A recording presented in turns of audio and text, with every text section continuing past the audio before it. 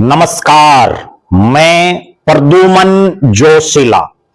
कांग्रेस प्रदेश अध्यक्ष राव नरेंद्र में है दम या खुद की तरह ही हारेगी पार्टी भी?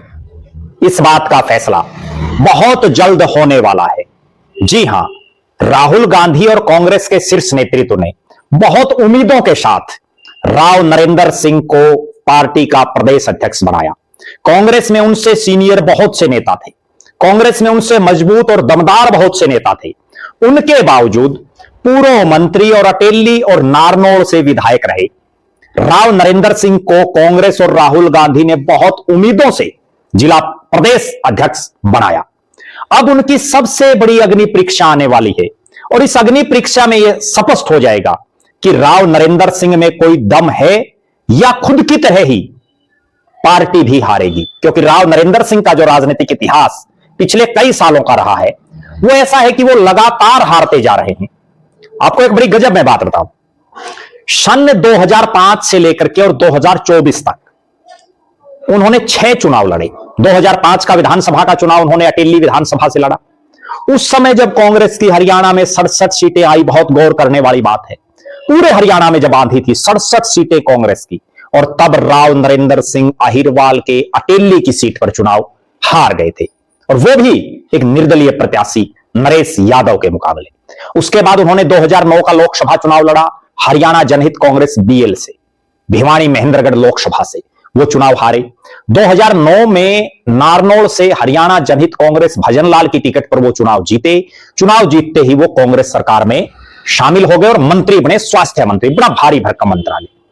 मंत्री बनने के बाद देखिए 2014 का चुनाव वो हारे, 2019 का चुनाव हारे और 2024 का चुनाव हारे। तीनों बार कांग्रेस ने उनको नारनौल से टिकट दिया और नारनौल से चुनाव हार गए राव नरेंद्र सिंह।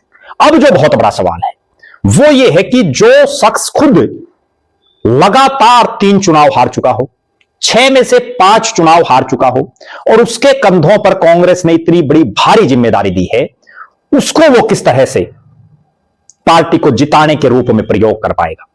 अभी जो उनकी अग्नि परीक्षा है, इसी कड़ाके की ठंड में कभी भी डिक्लेयर हो सकते हैं।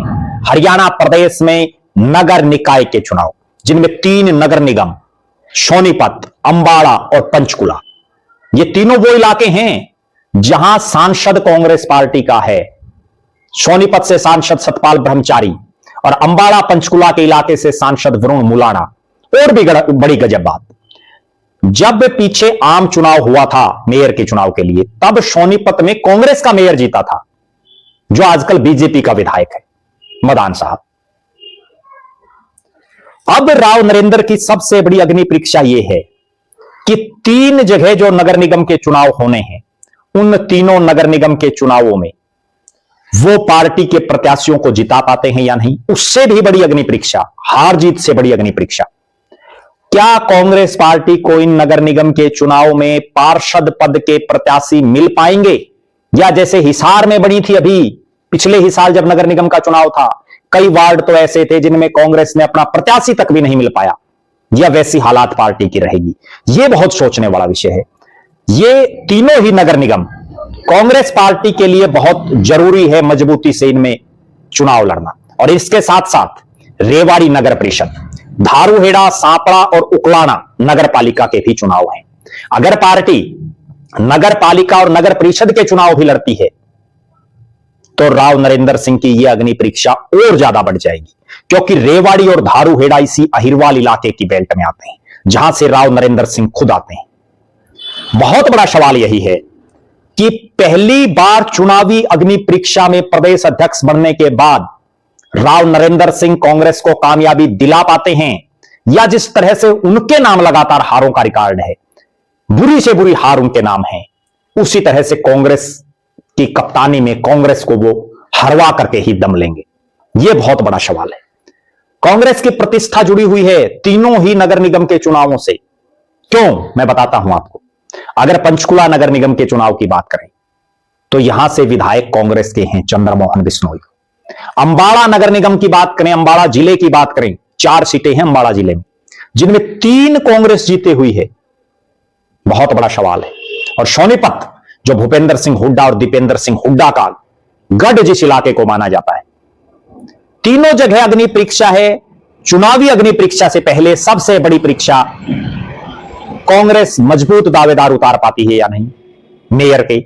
उसके बाद पार्षद प्रत्याशी मिल पाते हैं या कांग्रेस को नहीं, क्योंकि अगर कांग्रेस को पार्षद प्रत्याशी ही नहीं मिल पाएंगे तो उनकी हार तो ऑटोमेटिक पहले से तय हो जाएगी।